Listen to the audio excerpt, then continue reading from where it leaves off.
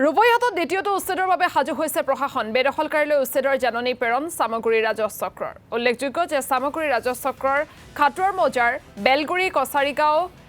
কেচামতৰৰ ৩৮০ বিঘাৰো অধিক ভূমিত প্ৰায় ২০০ পৰিয়ালে অবৈধভাৱে দখল কৰি আহিছে গ্ৰেজিং ৰিজাৰ্ভৰ ভূমি বেদখলকাৰীক ১৫ দিনৰ ভিতৰত এই ঠাই খালী কৰাৰ নিৰ্দেশ জাৰি কৰিছে প্ৰশাসনে আৰু প্ৰশাসনৰ এই নিৰ্দেশ জাননী লাভ কৰাৰ পাছতে বহু পৰিয়ালে ইতিমধ্যে নিজৰ প্ৰয়োজনীয় সামগ্ৰী লৈ সেই স্থান ত্যাগ কৰাও পৰিলক্ষিত হৈছে আমি কিছু দৃশ্য আপোনালোকক এই মুহূৰ্তত দেখুৱাইছো ৰূপহীহাটত দ্বিতীয়টো উচ্ছেদৰ বাবে প্ৰশাসন সাজু হৈছে বেদখলকাৰীলৈ ইতিমধ্যে জাননী প্ৰেৰণ কৰিছে সামগ্ৰী ৰাজহ চক্ৰই আৰু উল্লেখযোগ্য যে সামগ্ৰী ৰাজহ চক্ৰৰ খাটুৱাৰ মৌজাৰ বেলগুৰি কছাৰীগাঁও কেচামতৰৰ ৩৮০ বিঘাৰো অধিক ভূমিত প্ৰায় ২০০ পৰিয়ালে অবৈধভাৱে দখল কৰি আহিছিল গ্ৰেজিং ৰিজাৰ্ভৰ ভূমি আৰু তেওঁলোকক তাৰ পৰা এতিয়া উচ্ছেদ কৰা হ'ব বেদখলকাৰীক ১৫ দিনৰ ভিতৰত সেই ঠাই খালী কৰাৰ নিৰ্দেশ দিছে প্ৰশাসনে কিন্তু এই সময়সীমাৰ ভিতৰতে বহু সংখ্যক পৰিয়ালে ইতিমধ্যে তেওঁলোকৰ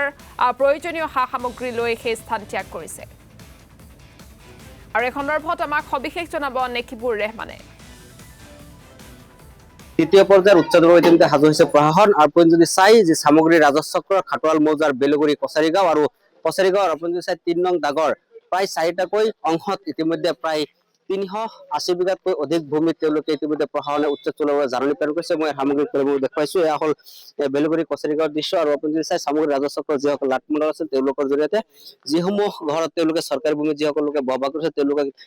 জাননী প্ৰেৰণ কৰিছে আৰু তেওঁলোকক নিৰ্দিষ্ট এটা সময় বান্ধিছে ১৫ দিন আৰু ১৫ দিনৰ সময়ৰ ভিতৰত তেওঁলোকৰ যি চৰকাৰী ভূমি আছে সেই ভূমিসমূহ খালী কৰিবলৈ নিৰ্দেশ প্ৰদান কৰিছে আনকি তেওঁলোকৰ যি জাননী আছে জাননীত আৰু এটা কথা উল্লেখ কৰিছে যিসকল লোকে বসবাস কৰিছে তেওঁলোকক ৭ দিনৰ ভিতৰত তেওঁলোকৰ যদি কিবা বৈধ নথি পত্ৰ আছে সেই নথি পত্ৰসমূহ লৈ যে ১২ তাৰিখে যি কাৰ্যালয় আছে কাৰ্যালয়ত তেওঁলোকক যাবলৈ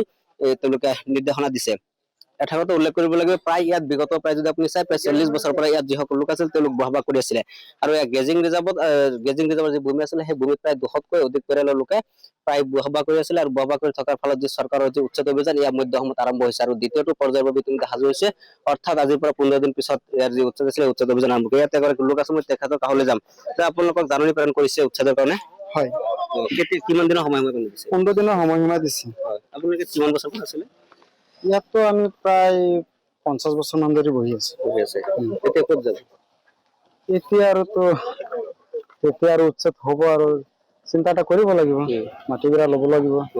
সেয়াই আৰু এইখিনি যে চৰকাৰী ভূমি আপোনালোকে আগতে জানিছিলে নে নহয় গেজেং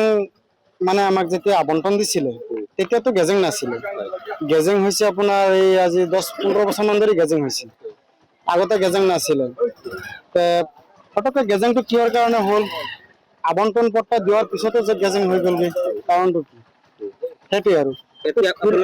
আবণ্টন পোৱা বহু লোক ইয়াত আছে তেওঁলোকক নটিচ দিছিলে না তেওঁলোকক দিয়া নাই তেওঁলোকে তেনেকুৱা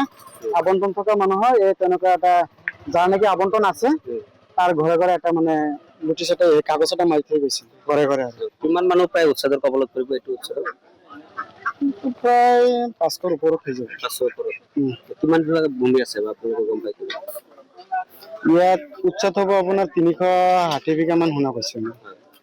৫০০ মান পৰিয়াল আছে হয় ৫০০ মান পৰিয়াল আছে এতিয়া আপোনালোকে অন্য ঠাইলৈ যাবলৈ জেগাও নাই নেকি জেগা নাই মানুহবিলাক ক'ত যাব এতিয়া এইবিলাক মানুহ